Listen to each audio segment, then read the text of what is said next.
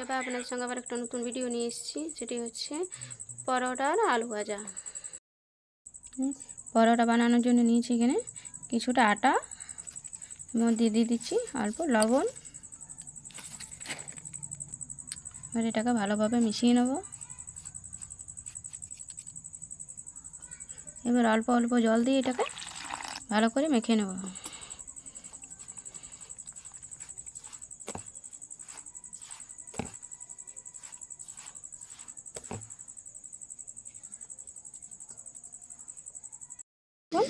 আটাটা ভালোভাবে মাখা হয়ে গেছে।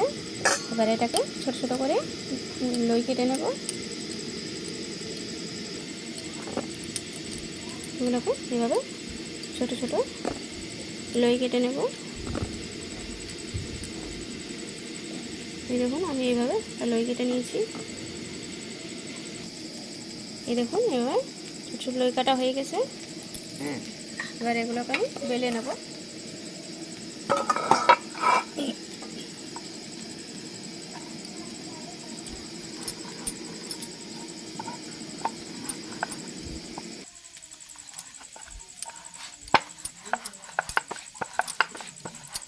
বেলে নিয়েছি। এবার এটা এইভাবে দিয়ে পরোটাটা বানিয়ে নেব।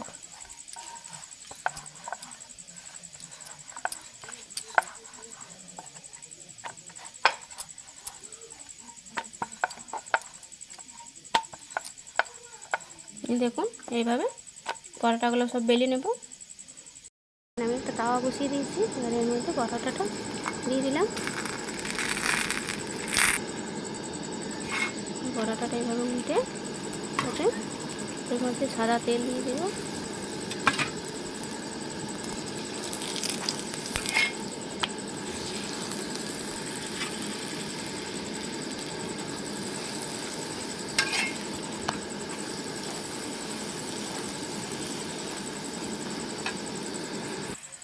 এই দেখুন এটা হয়ে গেছে। এবার এটাকে নামিয়ে নেব।